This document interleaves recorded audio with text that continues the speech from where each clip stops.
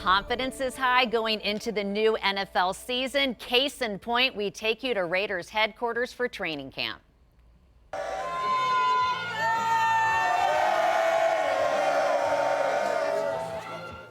There are all the fans who are super excited about the upcoming season.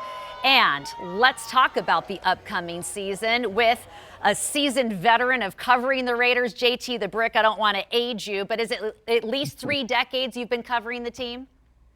Yeah, this is year 28 for me, Kim, and I've probably been more excited the last couple of days than I've been since the Raiders have come to Vegas. Optimism is sky high with Pete Carroll, and we're off and running in hot Henderson, and it hasn't been hot this week, so it's been pretty nice. I know. It's been great. Let's get the breaking news out of the gate over with, and that is defensive tackle Christian Wilkins. They've cut him from the team, but there's a big price tag associated with that, and then also the questions of his position since he was supposed to be critical for the defense moving forward. So what's going on?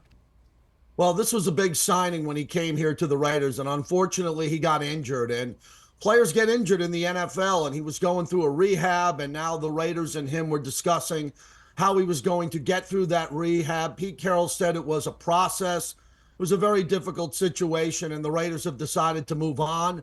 They put out a public statement yesterday. They just couldn't get him on the field, and we'll see what happens going forward in regards to the guaranteed money left on his contract. It's really unfortunate, Kim, because he was a great player, an elite player when he came to the Raiders, and players get hurt, and sometimes players can't get back on the field, and it's disappointing. But the good news for the Raiders is they drafted 2 young defensive tackles in the draft. They got other players who can step in, including Adam Butler, who signed long-term, who's a really good player.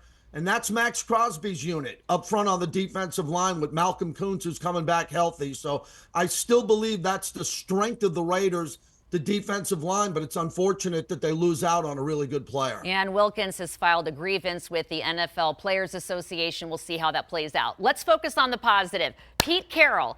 And we have Chip Kelly. I remind everyone that Chip Kelly just won a national title running the offense for Ohio State. So to have Pete Carroll, Geno Smith, and Chip Kelly, as a Raiders fan, confidence has to be sky high.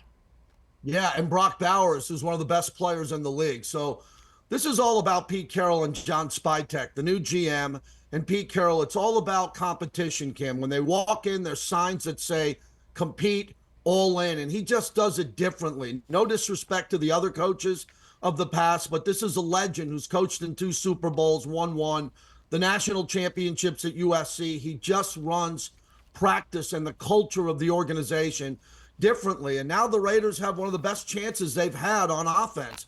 Geno Smith can throw for 4,000 yards, 70% completion percentage. Brock Bowers is already one of the best players in the league. And they went out and got Ashton Jeanty from Boise State. UNLV fans should know him well. And he is a great young player. If he has a breakout year, as I'm predicting, if he has a monster year on the ground, the Raider offense will stay on the field. The defense will be rested more. Allegiant Stadium will turn into more of a home field advantage. And this thing's about to turn the corner. The excitement is real throughout Raider Nation. It's so great. And for the first time, JT, you get to sleep in your own bed covering training camp since they're right here in town. We thank you, my friend. Appreciate it. Excited for the upcoming season. And please let us know before camp ends if there's anything else that we should talk about or have on the radar moving forward. Thank you. Thanks, Kim.